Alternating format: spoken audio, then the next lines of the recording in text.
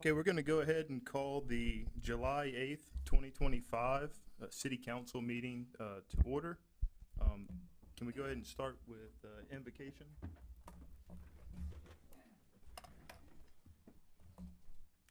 Heavenly Father, we thank you for bringing us together today, and we ask your presence to be with us as we begin this meeting. Guide our thoughts and words and decisions so that they may be pleasing to you and productive for all. Grant us wisdom, clarity, and a spirit of unity. Bless each participant with your grace and peace. In Jesus' name we pray. Amen. Amen. I pledge allegiance to the flag of the United States of America and to the republic for which it stands, one nation, under God, indivisible, with liberty and justice for all.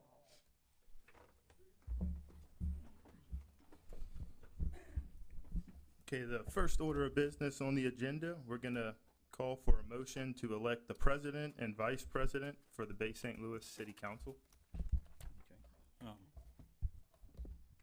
I'd like to nominate you, Jordan, for president for the remaining term of our term here at office. That's my recommendation. Second. Okay, we got a motion and a second. Any discussion? Just a quick discussion, just Heather, just to clarify. So I know in years past, we've done kind of a rotating every few months. So there's really nothing in our ordinance or anything in the guidelines or bylaws that would prevent us from going for one president for the entirety of the term? Correct. Okay, I just wanted to clarify that. No, I appreciate it. All right, thank you. Any other discussion? Vice President? Vote the motion. Vice President? So do we need to vote the president? You can do it in separate Separate. motions, probably easier. Separate motion. Okay, vote the motion. Aye. Aye. Aye. Aye. All right. Aye. Aye. Motion passes 7-0. Okay, can I get a motion for vice president? I'll make a motion for Josh DeSalvo to be Vice President for the term. Second. Got a motion and a second. Any discussion? I think Nancy was second, right, Ms. Nancy? Yeah, Nancy second, I'm sorry. Any discussion? Okay, vote the motion. Aye. Aye. Aye. Aye. All right, motion carries 7-0. Thank you. Okay, we got a couple of, thank y'all very much as well for consideration. So, and we got a couple of announcements. We have, any agenda amendments needed? No, sir. No, sir? Okay. Okay, so moving on to the announcements. July 21st through 23rd, we have our MML Summer Conference. July 22nd, 2025 will be our next city council meeting. I do believe it conflicts. I think that'll be addressed later. We do have a guest, Mr. James LaFleur, with the American Legion. Good afternoon. My name is James LaFleur, from the city of Waveland. I'm the commander at Post 77 in Waveland. I'm here tonight to invite all of Bay St. Louis's elected officials to a appreciation dinner on July the 19th at 1700. Last year, our state representative, Mr. Anderson, was able to capture some grant money for our veteran organizations and for the improvement of our facilities and things we can do in the community. So we just want to invite all of our elected officials for the county and our state representatives down to our post on that date for a dinner and show our appreciations for what you guys do, for what y'all do for us. With that being said, I also want to thank the city of Bay St. Louis for what you do for our banner program. I'm not too sure if a lot of people maybe here may not know about the Veterans Banner program that we have in Bay St. Louis, Waveland, and Diamond Head. The funds that are made off of that banner program immediately goes right back into the community. So when you buy and purchase and keep your banner up, it directly goes back into the community for us to do the things we do with the kids and Christmas and all the things. So appreciate the city of Bay St. Louis. I know it's a lot of work and it costs, taxpayers to put them up, but we do greatly appreciate what the city of Bay St. Louis, Waveland, and Diamond Head does, and it does look good on the streets. So just would like to say thank you for what y'all do for our veterans and our organizations, and hopefully see y'all on the 19th.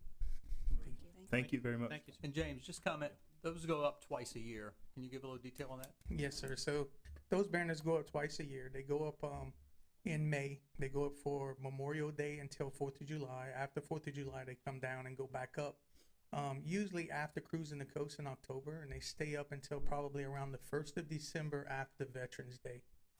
So basically, approximately about maybe 5 or 6 months a year, they're up. And of course, if there's any bad storms or anything, we try to get them down or to get the city to help us get them down before they're damaged. And thank you again.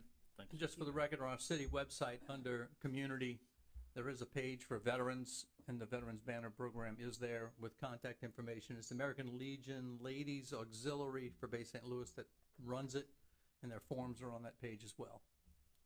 Mr. LaFleur, and after y'all take them down, they go back to the veteran or the family, the banners? They can go back to but usually what you do is, so it's $150 to initially have it made and put up. And then, it's up, you put it up twice a year. And then to renew it, it's $75 to renew. So if you renew it every single year, if it is damaged or if something happens to it, they do not charge you the $150 to get a new one. You just continue to pay the renewal fee of $75 to be put up every year, twice a year. Thank you. Thank you. Okay, we are going to enter into our public hearing for our TIF tax increment financing redevelopment plan at 5:36. I'm going to ask Mr. Lawrence Lyons to come up and talk to us. How are you, everyone? I'm Lawrence Lyons with Urban Development. I'm former mayor of Vicksburg from a long, long time ago. We can talk about that, but in the last 16 years, I've been doing just economic development.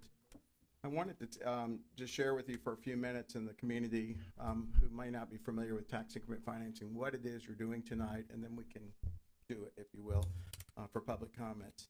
So in Mississippi, tax increment financing was adopted in 1986. It's an economic inducement tool.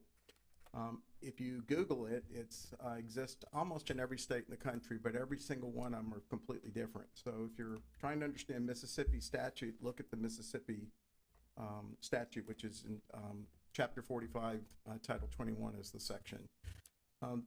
The purpose of a tax increment finance plan, and I'm just going to kind of give you an example because I think it's easiest to understand. If you have a empty piece of land that's generating minimal ad valorem taxes, no sales tax revenue, there's no inventory to tax, there are no jobs there, and a developer comes along and they want to develop that land, they typically have needs for public infrastructure that don't always exist. And sometimes that public infrastructure is an impediment for them to get a return on investment. So they come to the city, and typically these projects are over $5 million based on my experience of doing this, but it could be smaller. They're usually very large projects, and they come to the city and say, look, we want to build a $10 million building on this land, and we're going to create all this economic impact with construction jobs, building materials, subs from the local community. And then when the project's finished, we'll have this new building that the tax assessor will come in and assess, and suddenly you'll have ad valorem taxes for the school, the city, and the county. And if there's a retail component to it, then there would be sales tax rebates coming to the city and also sales tax going to the state, and you create permanent jobs. It also positively affects other properties that are in and around the project. So there's a sort of a spin-off effect that occurs. So if the developer came into the city and said, hey guys, I've got this $10 million project, but I need to hook up sewer, water, utility connections, fire protection, sidewalks, drainage, these types of things that are public utilities or public infrastructure, and they say we need $2 million to make this project financially feasible, Bay St. Louis, nor does any other city just have money sitting in a bank waiting for a developer to show up and say, sure, we'll be glad to go get right to work on it. So the purpose of a tax increment finance plan is you're saying to the developer, tell you what, you build your project, you build our infrastructure to our specifications, and when the project's completed, which means the city has given you a certificate of occupancy, you've met all the requirements of the construction, and the tax assessors actually assess the property. It doesn't matter what we forecast the assessment value, it's what's actually put on the books with the assessor. And if there's a retail component to it, they actually have to have actual retail sales occurring within that legal description of the TIF district for at least a year, is what the statute says. Some attorneys will do it on 6 months and they prorate it out, but basically it's based on reality. And so they take those tax dollars that are created as a result of the project, that are created within the legal metes and bounds of that defined district that the city adopted as a TIF district, and they pledge that towards a debt instrument that they sell for the benefit of reimbursing that developer for whatever they can based on those taxes to reimburse them for that public infrastructure, and the developer then signs that public infrastructure over to the city. That's sort of the big picture of what's here. The most important thing that I can say tonight that everybody needs to hear is, number one, you're never pledging the good faith and credit of the city. This is not like a general obligation bond where the tax base is guaranteeing the bond. The only thing you're pledging are those increased taxes if they're received from the developer. So the developer builds their $10 million building and they get a tax bill the next year. If they don't pay that tax, then you can't pay whoever bought the bond. It's not legal to pay. You cannot contribute 1 penny of public money towards a TIF plan. You can't even spend 1 penny of money towards the preparation of a TIF plan, such as the advertisement for a public hearing. All of this is reimbursed to the city before the developer gets any money. So typically, if we have a development come forward, you'll have a bond attorney that'll manage the project. You may have a financial advisor as well. When the bond's sold, if the bond's sold, and you're not guaranteeing a bond to be sold, somebody has to be willing to buy it. The money is the check that's written from the bond buyer is written to the city of Bay St. Louis. It goes into your general fund.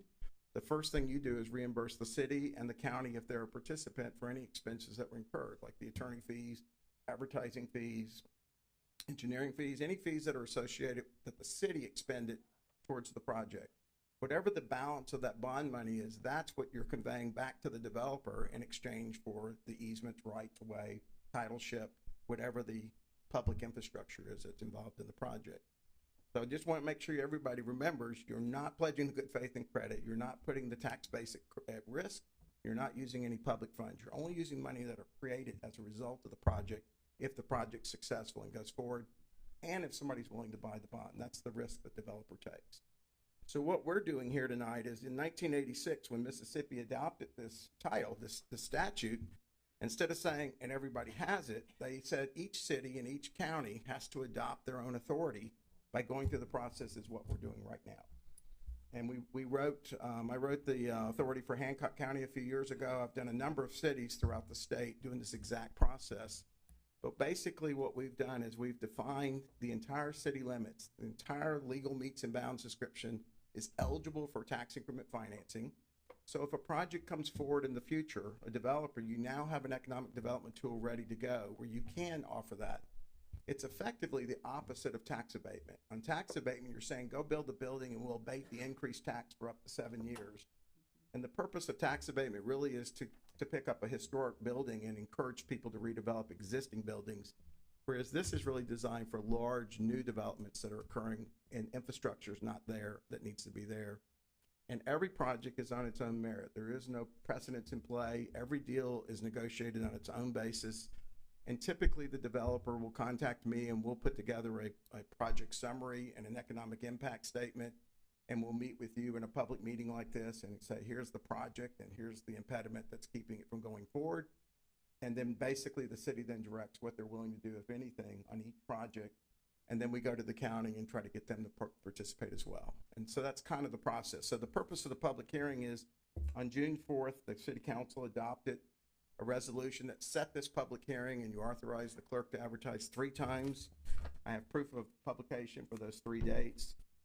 And tonight, the purpose of the public hearing, this TIF redevelopment plan, it's the same name, but it's a redevelopment plan. It's not an actual TIF plan, has been on copy at the clerk's office for the public to view. But the purpose of this is to let the public give you their input as it relates to the plan itself.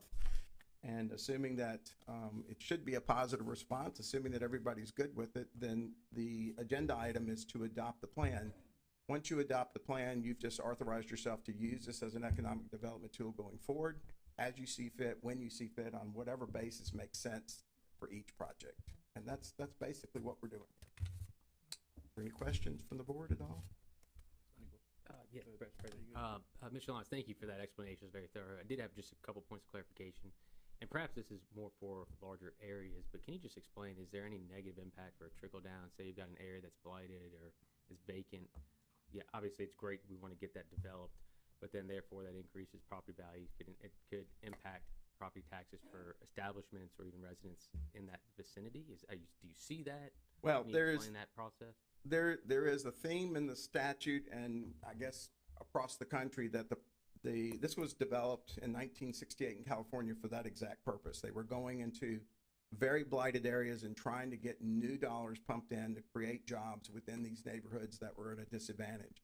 Effectively, the language in the plan, if you read it, it's a subset of your comprehensive plan. It's basically saying that all areas of Bay St. Louis could benefit from economic development. And there is a spin-off effect based on my experience. Every time I see a large project, everything around that project suddenly starts developing. I do a lot of hotel construction. We've probably done 40 hotels. As soon as a hotel goes up, restaurants pop in, gas stations pop in, but you don't have to incentivize those. You've already created a market with new traffic coming in that's creating more jobs and more development. So as a board, you're supposed to want to grow your community and the economics and your tax base. You use this as a tool, and then when you see things follow up, you don't necessarily have to use it because the inducement's there, the infrastructure's there. Things that you would do is, let's say that I'm building a building and I need a 6-inch sewer line for my project, but you see a lot of other land that's blighted or undeveloped in the area. You may require me to do a 10-inch sewer line for future growth in that area. That's where that security and reimbursement agreement comes in after you do the PIF plan. It says to the developer, we'll be happy to reimburse you, but we want you to build to our specifications that have a bigger, more global effect to the area. So you leverage this and their private dollars into what's in the best interest of the city to grow. So there's a lot of sort of details.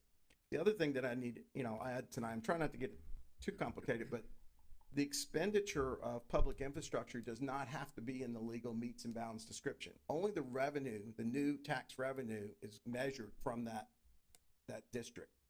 But if you have a street, a bridge, or sewer line that's outside the district that has a direct relationship to the district, it's also allowed under the TIF statute. So somebody may be working on a bridge 2 miles down the road that's going to lead to a new retail center that's needed because traffic is going to be impacted. So the city says, all right, well, we'll do this, but we also want you to work on that bridge. One of the benefits of having the developer do this is when cities hire contractors to do construction, as many of you know, it costs a lot more money, takes a lot more time.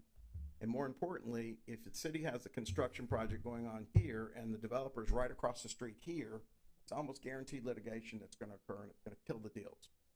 Because contractors are pointing at each other who's responsible for what. So what you're doing in this scenario is you're saying, developer, this is great. We'd love to have you spend your money at your risk, build your project, build our infrastructure to our satisfaction. And when we sign off, we will, to the best of our ability, take that increased tax revenue. We can't use existing tax. We can't use school tax. We can only use ad valorem for the city, ad valorem for the county, and sales tax rebates. That's the only monies that can be pledged. And we're going to apply that towards a debt instrument based on the market value and see what amount of bond we can get. And your bond attorney will handle that process.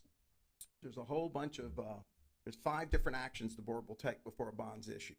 So you have complete control over the entire process from the beginning to the end. But it's a way to induce a developer to come forward if there's an impediment such as missing infrastructure that's critical to the project so they can get a return on investment.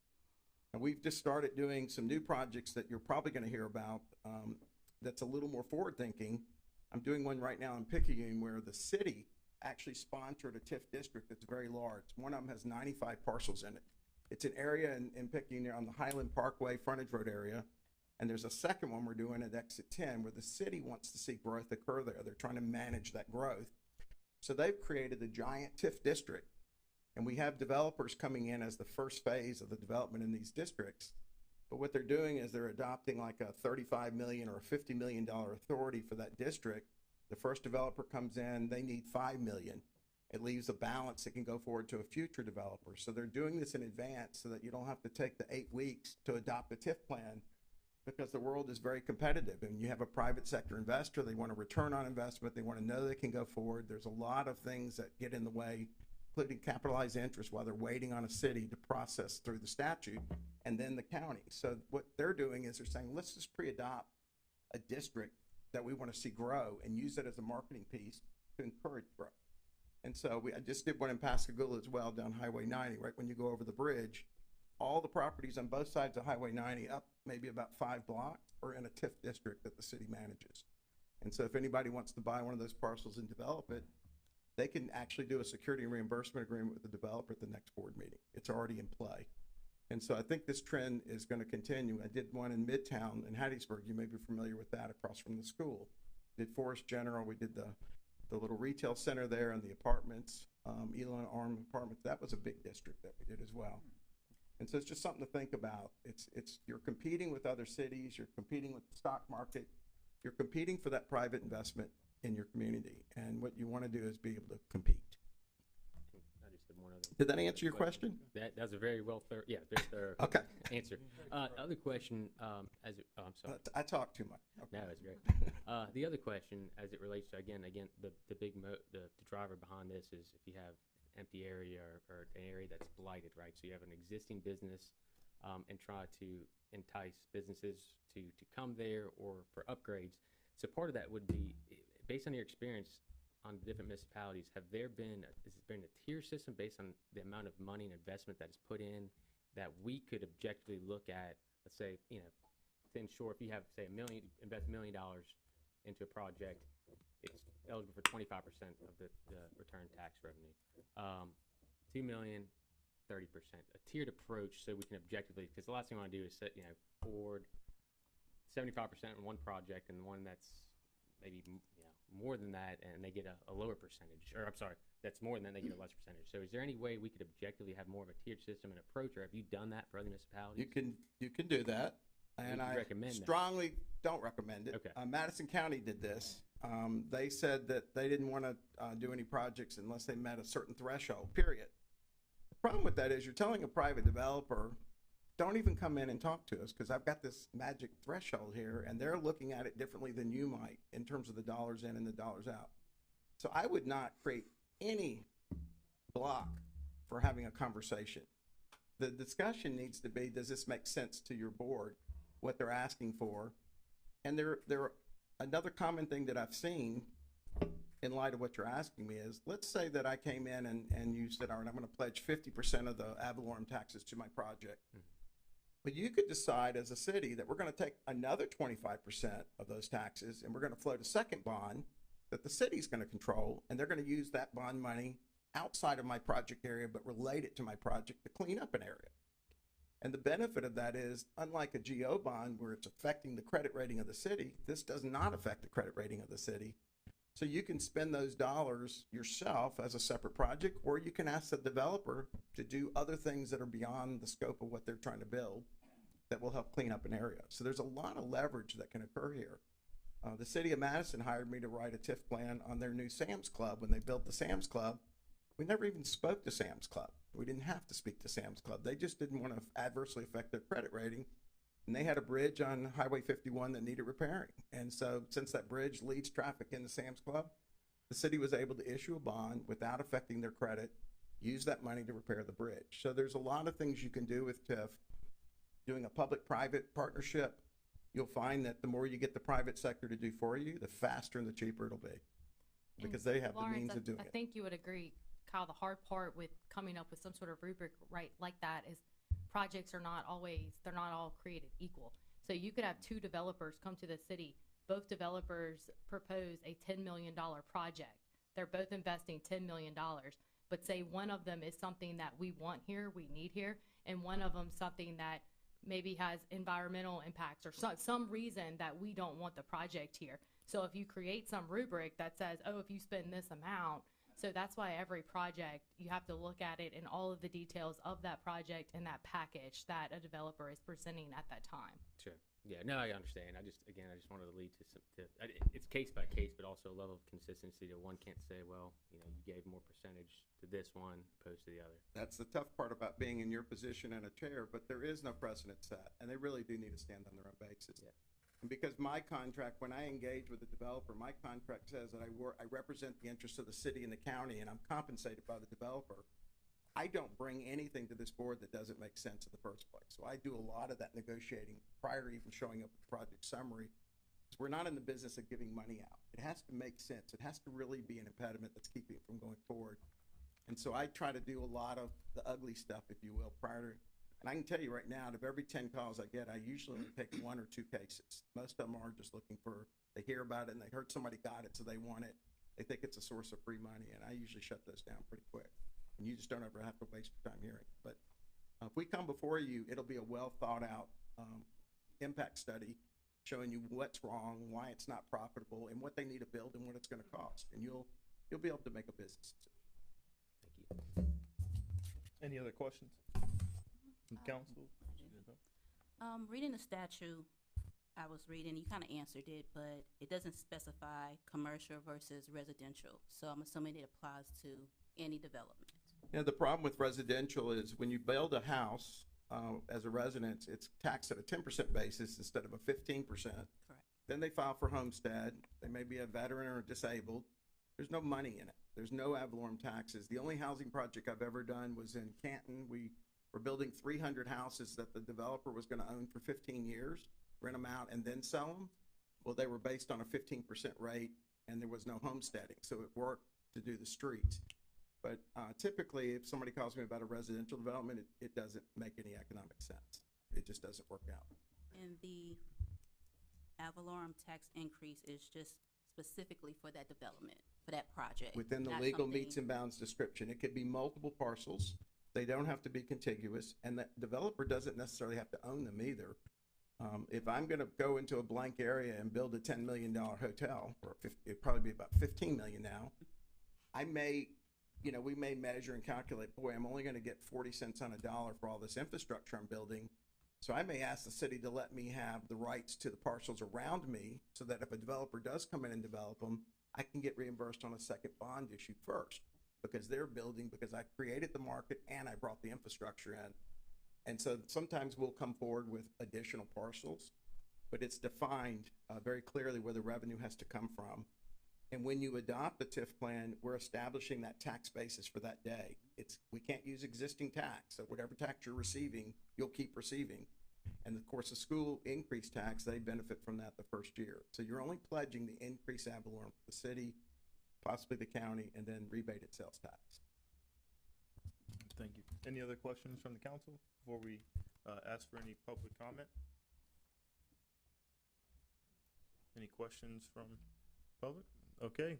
Well, we are going to go ahead and end the public hearing at 5:56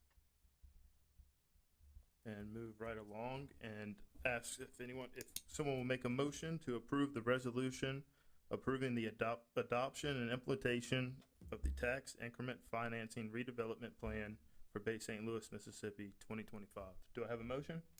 Motion. Motion by Councilman Smith. Do I have a second? Second. Second by Councilwoman Moyen. And can we vote the motion? Aye. Aye. Oh, Aye. I'm sorry. Yeah. Any discussion? No? Okay, vote the motion. Aye. Aye. Aye. Aye. Aye. Aye. Motion passed 7-0. Thank you very much. Thank you. Okay, can I get a motion to approve the minutes of June 17th, 2025? Motion. I got a motion from Councilman DeSalvo. Do I have a second? I'll second. A second by Councilman Lewis. Lewis. Sorry. Second by Councilman Lewis. Do we have any discussion? You vote the motion. Aye. Aye. Aye. Aye. Aye. Aye. Aye. Motion passed 7-0. Mayor's report? We good? Done? Okay. No.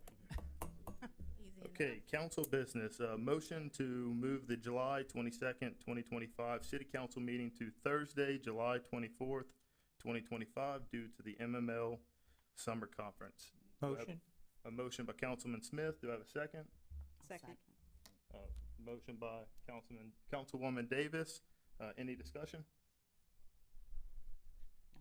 No. Vote the motion. Aye. Aye. Aye. Aye. Aye. Aye. Motion carries 7-0. Public forum, do we have any, do I have the sign-up sheet? Bradford. I'm sorry. Any new council business? I do. I do have a little. We talked, but just for record, around Mardi Gras, we had talked about adding speed bumps to Washington Street in front of MLK and also fence repair. Is there an approximate time frame of expecting that? Whenever we can get that guy back in town. I know he's got some paving to come do as well, he'll do that. And whenever he comes, does some of our patchwork. And I was also, I'll And that was also part of the grant for the sidewalk project that we had some fencing in there, so we just kind of unit pricing. So that's also coming from those proceeds, which we had a change order for that. I think it was called a change, or amendment, or whatever they titled it. Sidewalk project? Yeah, Yeah. that was also just recently approved. So that's coming. Okay, good. I do have something. Can I go? Can I go back? The new sign for the harbor. I see that it's been paid for and designed. When will that be up? Do we have any timeline on I that? don't know, the council approved it, 2 meetings ago? maybe 2 meetings ago. Okay. But I'll get it's with been Jason ordered. and find out Okay. and get you that. And also the repaving of St. George Street, the 400 block of St. George. Any ETA on when that will happen? That will be after they do the sewer projects on that, and they get completed with that along with State Street. We'll try to do both of them together.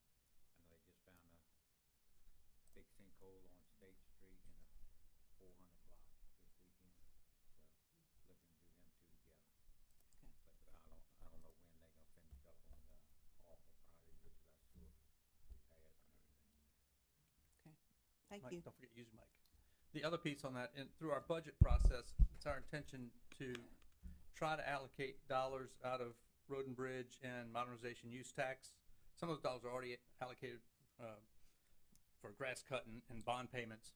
But what's left, which is a pretty significant pool of money each year, is to try to put that to street paving every year, so that every year we're doing a little repaving. So that's something that Ronnie and I want to bring y'all during the budget process. Great. Thank you. Okay. Anything, Cole? Yeah, just a couple items. Mayor, I know a couple meetings back we spoke about as we're going through the sewage project of looking at a couple of the areas on 3rd Street where it looks like there's a couple drains and there's some beginning to be some denigration and some dips there. Do you know if Jason's been able to assess that and see if that's something we could? They think the one on Ballantyne, right before you get to 3rd Street, is a lateral, they believe, coming in. Okay. It's not the main. And I know they videoed, again, reviewed the video on 3rd Street right before you get to St. Charles Street, that last manhole there. And it looks like there might be another one kind of near, on 3rd, near Christ Episcopal.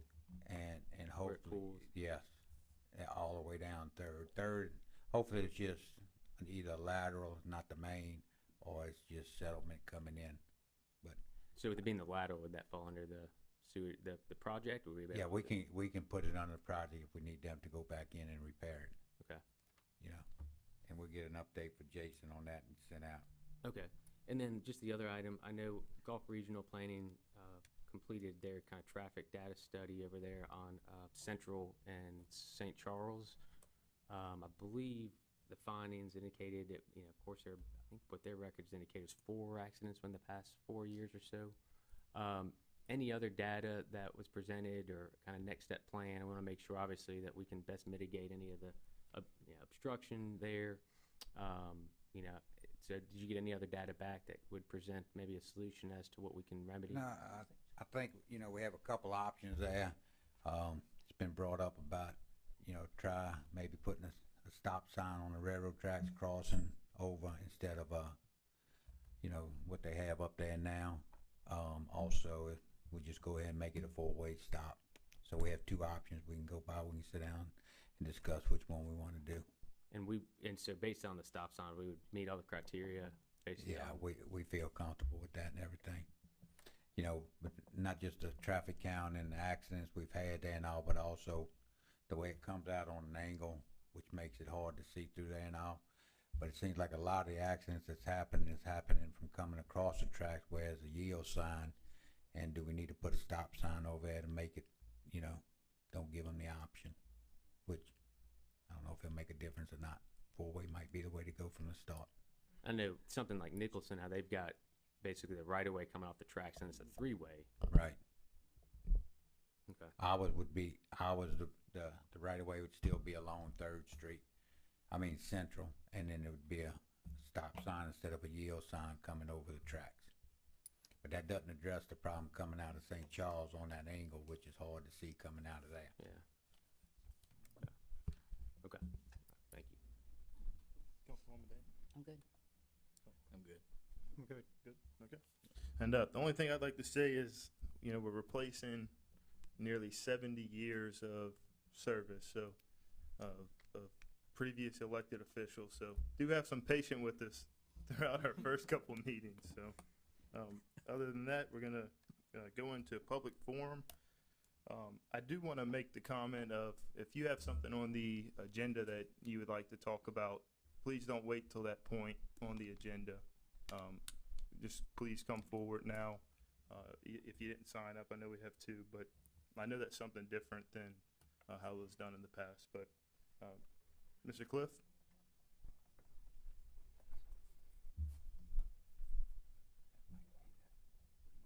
Cliff Rabelais, 702 3rd Street. I want to first thank Mr. Mike Rizzo because he explained his TIF plan to me because I read it in the paper. But I do want to reiterate one thing that the young man said. You know, people like to brag that the millage rate in the city of Bay St. Louis for taxes is low. It is. But the price of a house in Bay St. Louis is above the norm on the coast. And the millage rate in the city does not include the county millage rate and the school tax millage rate, which is above the city's rate. And the vast majority of residents in city of Bay St. Louis are retirees and a lot of second homes. And they don't have kids in this school. So we got a lot of residents paying a lot of taxes to the schools of the city of Bay St. Louis, and we're subsidizing the city of Waveland. So before or when the school board comes again with their, we're gonna ask for 4% because that's what they allow us to ask for. Ask how many kids from the city of Bay St. Louis go to the Bay St. Louis and Waveland School District, and how many kids from Waveland go, and why is it the citizens of Bay St. Louis are subsidizing Waveland? Just when that comes up, I would ask, because who's in charge of the school board? They sure as hell aren't elected. Taxes is always a big deal. And that's one of the reasons I came. I read this in the paper. And Mr. Rizzo, thank you for the explanation you gave me the other night. Other thing, I got excessive stop signs. How many of you have driven up St. Charles and got to Central and stopped at the stop sign? No joke, you can't see Central. The damn stop sign's 50 yards back. Move the stop sign up to the intersection. You got better vision with that stop sign where if you move it to the intersection, than you do with most other streets along Central. The whole reason you build roads in a city is to allow you to get across town. It is now to the point where if you want to drive across this town, you might as well cut through the residential streets, because we got stop signs every turn on the through streets. So let's go through the residential areas where you want to be the 25 miles an hour. Just, you got to stop at stop signs anyway. Just go up St. Charles. There is no reason for us to have as many stop signs in this town as we do, other than we use them for speed control devices instead of enforcing the speed limit. We probably got less four-way stops in any town around. Well, We don't have a stop sign on Central Avenue, that's good. That's why people use it. but it don't give them the right to go 30, 40, 50, 60 miles an hour neither. So what do we need to do? Put up stop signs or enforce the But to speed say limit? we got excess speed, stop signs, Stop signs are not speed control no, devices. they're not. So please, It's a safety device. they are safety devices where, you're right, Kyle, at Nicholson, it's a yield sign. If you put a stop sign where people are crossing the railroad track and somebody stops there and a train hits that car, that's why when they first put it at Webb, they had a stop sign, they changed it back to a yield sign. But a yield is still stop. Yeah, I mean, if cars are coming. but we've got that at Webb, but you got good vision at Webb. You don't move the stop sign on St. Charles up to the intersection. If you want pictures, I got them on my phone. But if you stop where that stop sign is, no, you can't see Central. Move the stop sign up to the intersection. Let's quit putting stop signs just because we don't know what else to do.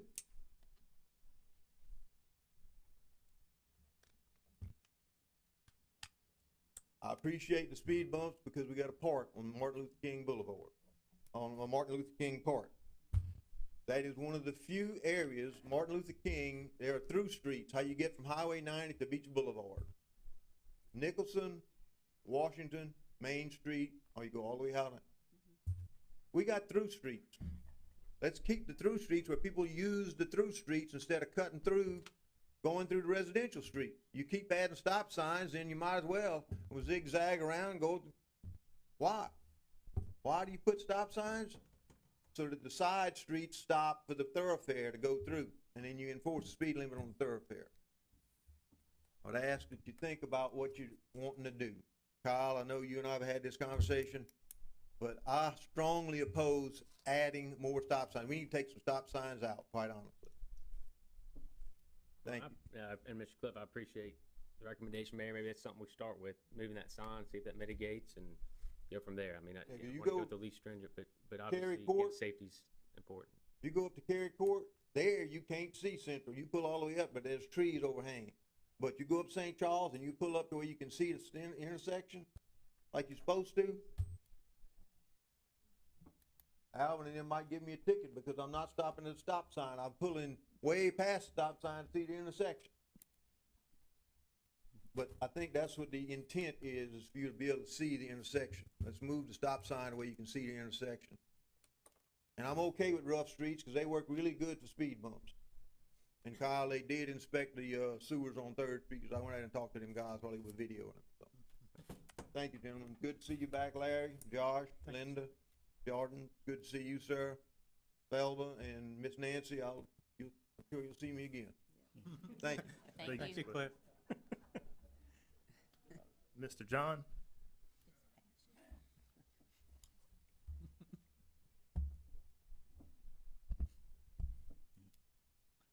John Oman, 110 DeMontwilson Avenue. On those occasions when I follow Cliff up to this podium, I always like to start off by just taking a deep breath.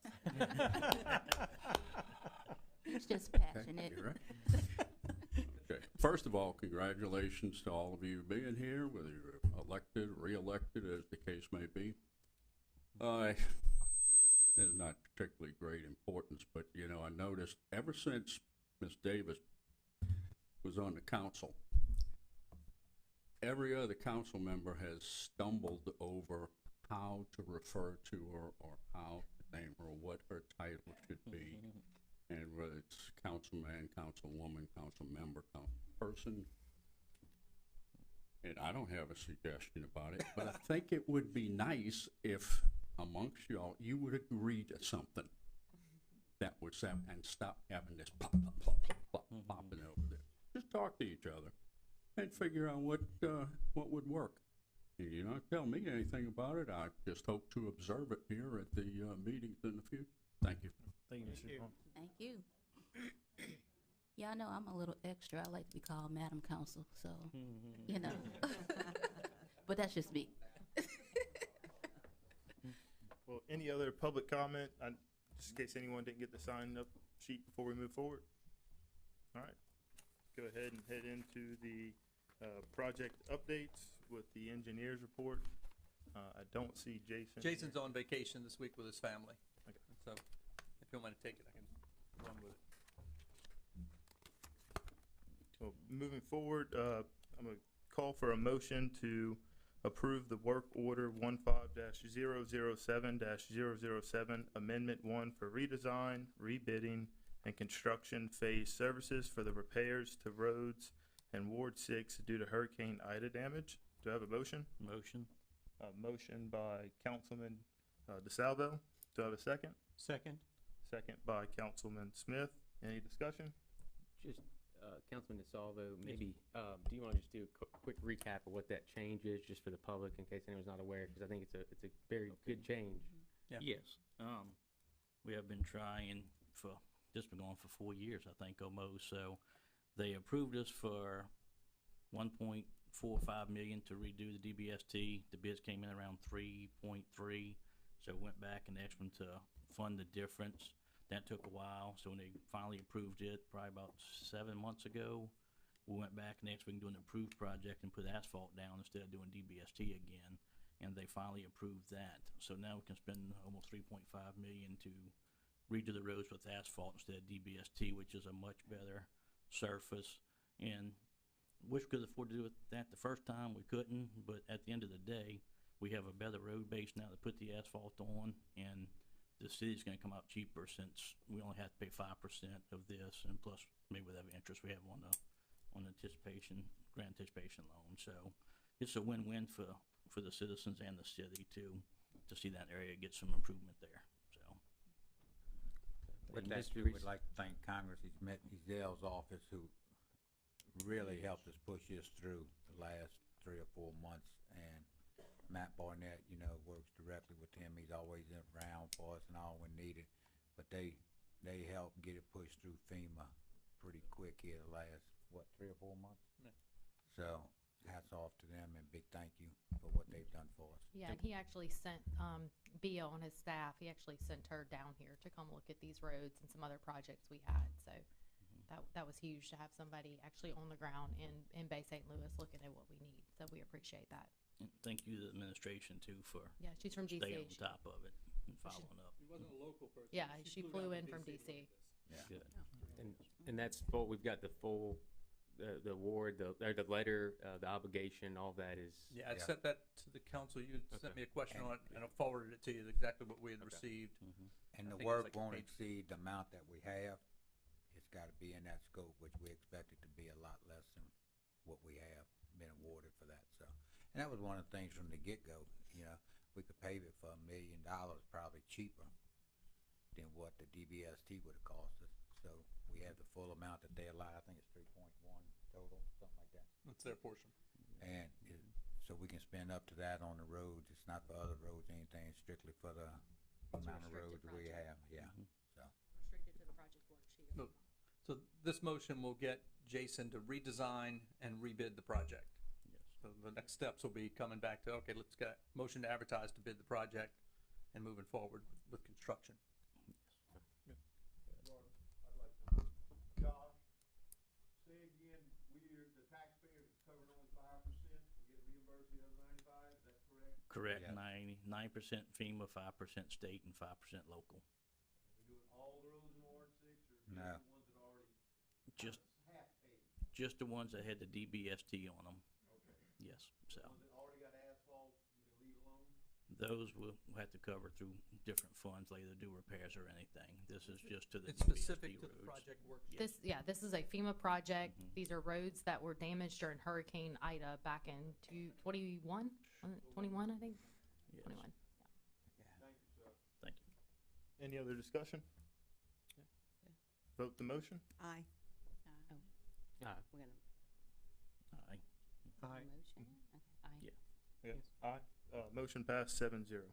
Thank you. Can I get a motion to authorize the city engineer to apply for the Gulf Coast Restoration Fund grant with matching funds of 20% resolution? Motion. Motion by Councilman Smith. Do I have a second? Second by Councilwoman Davis. Any discussion? Yeah, just a couple questions on this. Mayor, and I know Jason is submitting this to GCRF, correct? Basically, great schematics. I mean, this would enhance McDonald Park tremendously. I'm assuming these are all pickleball courts, right? Yes. Do we have the ability to discuss, I mean, right now we have one tennis court, I think, in the city right now that's in use. I know we've discussed this in the past.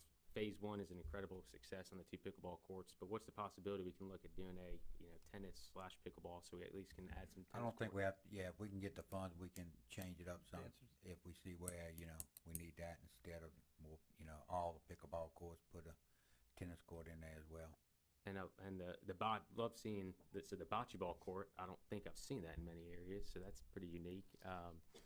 What about so in the current pickleball? Is there a way for us to get some? I know we've got some shades going up, some sun sails over the playground. There's gonna be an added playground. Is there a way to get some shade on the current pickleball and the potential future pickleball, tennis, whatever we may put there? Like over it We'll have or some kind around it? of just having some kind of shade because right now I know it's just It's blasted hot. scorching, yeah. There's nothing shading. I mean, they do make canopies and things that you can cover it. I mean, that could be, Yeah.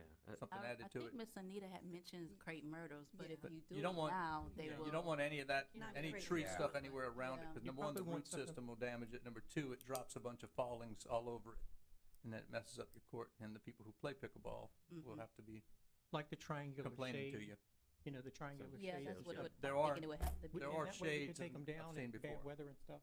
Mhm. Yeah. For you reason. What is the approximate ask on this? I mean, have we gotten those figures? I believe it was 1 million. Half. 1 million? So I was thinking 200,000. 1 million. Yeah. And just kind of an estimation determination of when, if that is awarded? So Gulf Coast Restoration Funds, the application process is due at the end of July. So all grant applications are submitted. From there, they get together, the Mississippi Development Authority gets together, scores them, there's a committee that reviews them, and at next legislative session in 2026, that will be given to your state legislators, who will then debate and make decisions probably around April of what grants they're gonna fund. And then sometime around July the following year, you would get, if you were awarded, you would get an award letter. So everything's about a year. Well, And then you're and that's a if year. you get your grant on the first go round. And this legislative year, there weren't any funding, so, and all this is you're moving forward with a project, basically you're moving forward with an idea. You were, I would say, years away from actually, implementing this plan or having the grant funds to do it. I mean, if for some reason they just wanted to be generous this year, maybe we get it, but I wouldn't start counting on it yet. So if tennis courts were something that we wanted to put in there, will we need to put that in No. for the grant, or that? So, yeah, so This is just a base. this is really just a concept of Okay. telling them this is our idea, this is what we want to do. The pickleball courts is focused on that because GCRF, you really, to make this attractive, to get funding under this pocket of money, you need some economic development drivers. And so part of that is, hey, look at this cool place that we can bring in Tournaments, people for absolutely. tournaments. So that's something to keep in mind as we go through this grant process. You'll see projects tweaked a little bit to meet whatever the grant money is that we're applying for. McDonald Park. With the current Splash pickleball. pad is what my kids call it, the splash pad, yeah. And it does, I got a price recently, and it wasn't much more money, maybe more square footage to do tennis with pickle courts in the middle. Yeah, there's definitely ways of doing that, and just so the council knows, these are all things that we have looked at before. Your problem with your pickleball, your tennis courts being pickleball courts, what we've learned is tennis players don't necessarily like pickleball players and vice versa, and then there's whose lines are whose and who's playing whose, and that's why the decision was ultimately made to just go with the pickleball courts. And I would say, Mayor, a year and a half ago, we enhanced the tennis courts at City Park, and repaved those and made those nicer for the tennis players. And we have purposely, not we, y'all, they have purposely not put pickleball striping. At one point, some random citizen put pickleball striping, but the city has never put pickleball striping on the tennis courts at City Park just for that reason. one, I know, usually if we're wanting to go play tennis, it's occupied. Pass is a really good setup to where they have the tennis and the pickleball as well right there. So it's a really good option. And I missed this, just to clarify. It looks like we're going after 2 million, and our matching funds would be 200,000. That math doesn't work, but Match fund be 400, 2 Yeah. million, Would it be, 200 because for. we're at It's 20, 2 it'd be million. 20%, right? Yeah. yeah, Yeah. it's 20%. Okay. Any other discussion? Yeah, vote the motion. Motion. Aye. Aye. Aye. Aye. Aye. Aye, motion carries 7-0. Okay, city Which clerk's ones? report.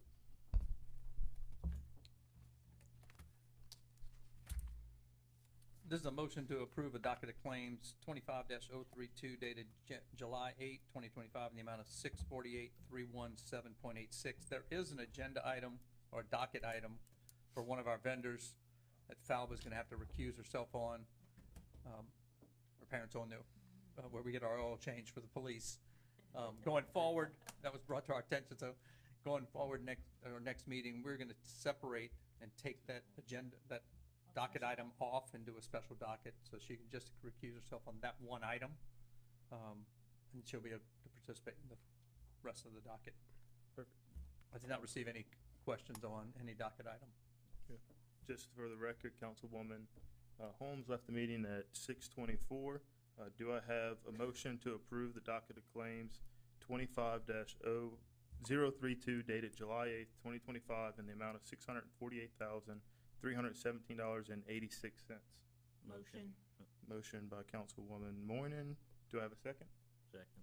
Second by Councilman DeSalvo. Any discussion? Vote the motion. Aye. Aye. Aye. Aye. Aye. Motion passed 6-0. Thank you. Let her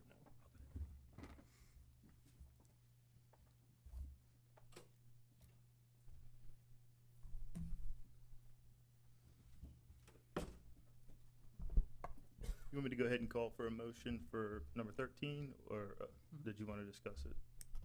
Or discuss it after? Yeah, I Okay. mean, go ahead and make. Can I get it call on the for table. a motion to approve the resolution of the mayor and city council of the city of Bay St. Louis, Mississippi, approving the employment of professionals in connection with the issuance of a grant anticipation loan in one or more series in the aggregate principal amount of not to exceed $3,500,000 to raise money for the purpose of providing interim financing for various projects for which grant commitments have been received by the city and paying the cost of issuance for the note and related purposes. Motion.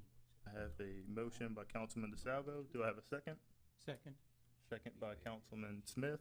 Any discussion? So what this is the grant anticipation note, which is basically in simple terms, it's a line of credit. That line of credit is specifically for the Ida road repairs in Ward 6. It is tied to that FEMA project worksheet. And so this will allow the city to use this line of credit during the construction, the design and the construction phase to pay its bills. Then afterwards, we will go and close out, and you can reimburse yourself once you get your proceeds from FEMA. Any other discussion? Vote the motion. Aye. Aye. Aye. Aye. Aye. Aye. Motion passed 7-0. Thank you, council. Appreciate it. For the consent agenda, any issues with it, or can I have a motion for the consent agenda as is?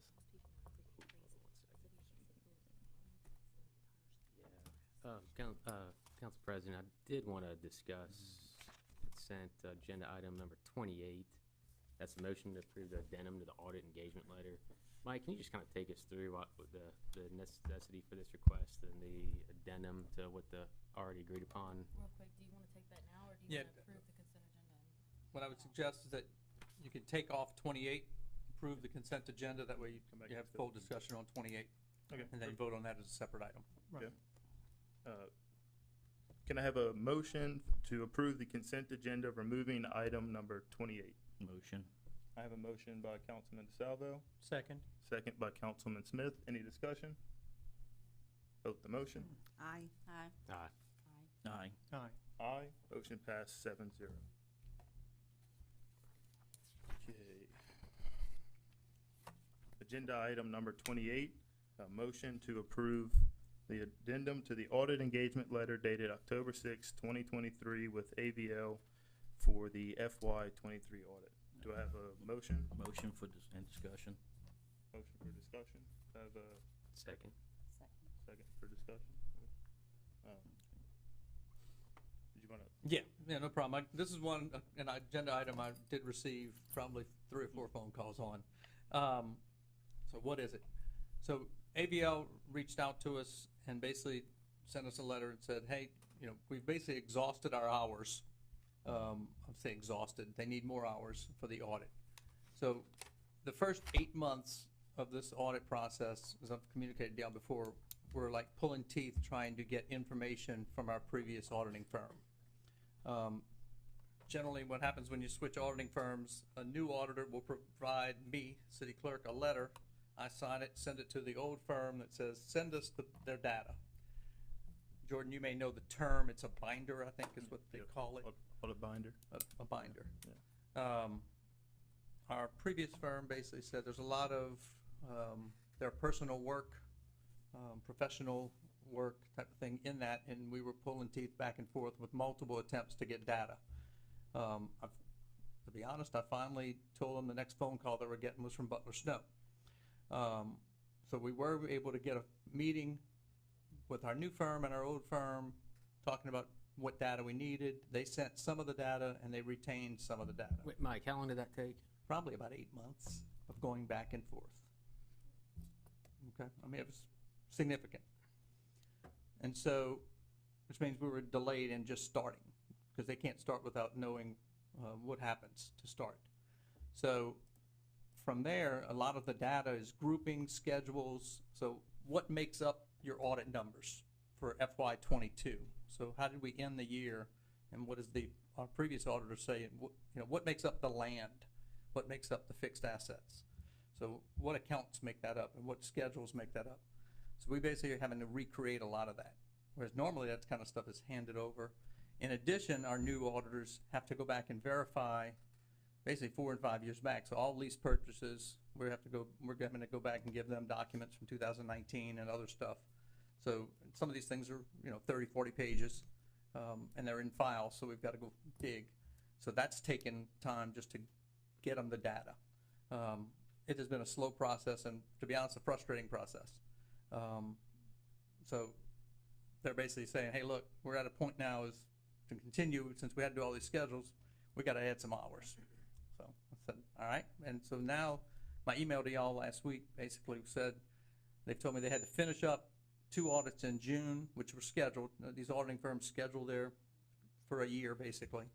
They said they had 2 finishing up, and they would be right back on hours, and then jump into 2024, which is coming right behind it. So hopefully this thing is closing soon. So that's what this is. I hate Wright Ward, Hatton and Gould. That was the previous auditor, correct? I'm sorry? The Wright Ward, Hatton and Gould was the previous auditor, correct? I hate they withheld this information, because now we're in a situation where we're going to be stuck with an additional $10,000 to $18,000. That's their estimate on time. And I mean, I've left a window. It's a significant window. If you look at it from 10 to 18, but. And so some of this too, there was a disagreement between the 2 auditors as to what information was, I guess, their work product, what should have been shared and what should not have been shared. And so, long story short, the city needs this audit finished. So we just need to move forward and get it done. Wouldn't you say? Absolutely. That's the... And the other thing, I mean, I have been in touch with the state auditor's office. They have sent me a letter or correspondence and said, hey, we haven't gotten your report that was due. Sent it to them. They said, okay, no problem. We fully understand. When I was at a city clerk conference, an auditor talked, and I went and talked to him after, and just said, hey, just want to talk to you a little bit about this. And they said, Mike, we got people 6 and 7 and 8 years behind you. We're not working where y'all are, and you're moving. You're doing what you got to do. Keep going. I said, all right, just making sure. But we're past due. I mean, it's not acceptable. Well, and that's what I've communicated to both firms. 8 months seems unacceptable to have a disagreement to get that resolved in 8 months. You'd think that would get resolved a lot sooner. It seems like there's whether it's a disagreement or a lack of compliance from the previous auditing group to provide the information necessary to perform this audit. I mean, the way I see it, they want to send this bill to the previous auditing firm. So we've already had agreed on the total amount's what, in the 39,000, I think, is what we agreed upon for them to do the audit. Something like that, yeah, whatever. So we're looking at, roughly upwards of, half of what was already agreed upon of them wanting more time and more hours, and they did a decrease rate at 90% of their standing hourly rates. Yeah. So I guess it'd be up to the council. I mean, obviously it was needed, but do we feel like that's a fair? Would we, just speaking here, do you think AVL would entertain a 50% of their rate? Could we go back to them and meet them in the middle? I didn't have that discussion with them. They, on their letter basically said 90% rate. I mean, is that something we can ask them? I think you can ask anybody anything. I would agree. What's their obligation on the contract to finish it for the price they provided? Well, Is there? I'd have to go back and read that contract with them, but I mean, they're assuming they're getting that binder of information going into, just like, and this is probably now, I did this FY, I think 17, 18, 19, 20, 21, and this 22, so this is now the 23, that, for a city that I've been involved in. I've never had this type of issue. How can we protect? And I've dealt with 3 different auditing firms, including both of the ones we're talking about.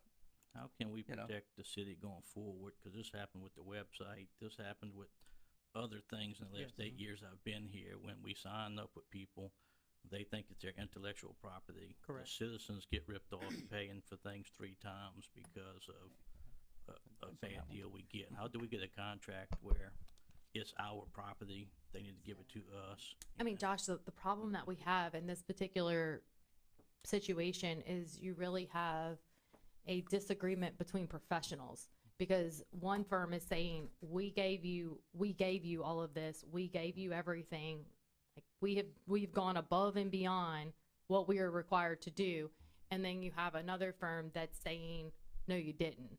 So you're at a complete standstill with these firms. I mean, your previous auditors, I mean, we have met with them, we've emailed them back and forth, and they have said, tell me if I state wrong, they said, guys, we have done everything we do. We transition between auditors all the time. They're saying we've never been asked to provide the level of documentation and that you were being asked. So they feel that they have given everything plus more. And then AVL is saying that they didn't. And as Mike Riso alluded to, I mean, AVL is going back years, even I guess previous to this audit, and asking for things, which isn't a bad thing. I mean, that's not a bad thing, but I don't think you have like our website situation where the website was held hostage. I don't think you have that type of situation here. I think you have one professional saying, I don't know what else you want me to do, and another professional saying, do more. And the other piece, AVL has to know their numbers are right on October 1, 2023. So their starting balance has to be spot on, that they feel comfortable with everything behind them. So they're going now digging more and saying, we've got to verify our numbers. So it's taking longer to do it. I mean, from lease purchases to whatever. Grants. It's almost as if they're performing an audit of an audit. That's what it feels like. Yeah. Which, okay, I mean, that's not a bad thing. That's not a bad thing at all, but it's just is what it is. Yeah, just a $18,000 thing, you know. I mean, that's the problem. Yeah, and unfortunately, because of the professional disagreement, the taxpayers are holding the bag for it. So I think Councilman Bradford brought up a good point. Was let's ask for more of a decreased rate from what their customary rates are at 50%. Start there. Yeah, because I mean, I want to work with AVL. I want them to get this complete because I think it's important. But at the same time, I think a lot of this falls on the previous auditor. I don't think AVL should have to eat 100% of that. But I also don't know that the city needs to eat 90% of it. So is there, if I made a motion for 50% of their standard rate projected at 100 to 180 hours, could we send that back to them, see if they sign it? I think you could. I think that would be completely up to you, and I'd be happy to send it back. Just to show that we're willing to work with them. At least Jerry and all on the phone and say, here you go, this is what we got. Can we move? Well, I'll make the motion to approve the addendum to the audit engagement letter dated October 6, 2023 for AVL with the FY 23 audit, with the amendment of the 90% be decreased to 50% of their hourly standard rate in the range of 100 to 180 hours. I'll second. I have a second. Any other discussion? Vote the motion. Aye. Aye. Aye. Aye. Aye. Aye. Aye. Motion carries 7-0. I'll let y'all know when I hear back from them. I know we already made a motion for the majority of those line items. Can I still ask a question about them, even though we agree? Does it matter? Yeah, just a quick question. I just noticed that, I guess Mr. JP is no longer, it's Damian Holcomb. is replacing Mr. JP as our public defender. He retired. He retired. 3 or 4 months ago. A few months back, yeah, and he's been filling in for him. Okay. And then also with our interim police chief, do we have anything that we can give We'll to? have him, yeah, we'll update that next meeting. Okay. So as of right now, Everything's going over just like it is right now. And that's posted and interviews are is underway there or? an application process that we're looking at currently? No. Okay, any other discussion? Actually, one other question as it pertains to boards, solid waste. I think Councilman Reed was previously on that, and I think Mayor, you maybe serve on that. So now that Councilman Reed is no longer on the council, we'll be appointing a new member to represent Bay St. Louis. Yes. We'll have that on the next agenda. Thank you. Okay, anything else? Now we're gonna move on and spread the reports. Can I have a motion to spread the wage and hours report for the June meeting chamber report, and the June harbor report? Motion. Motion by Councilman DeSalvo, that's second by Councilman Smith. Any other discussion? Vote the motion. Aye. Aye. Aye. Aye. Aye. Aye, motion carries 7-0. Attorney's report, All of my topics have been covered, and there's no need for an executive session. thank you. With that being said, do I have a motion to adjourn the meeting of July 8th, 2025? Motion? I have a motion by Councilman Smith, do I have a second? Second by Councilwoman Davis. Any other discussion? Vote the motion. Aye. Aye. Aye. Aye. Aye, motion carries 7-0. Good first meeting.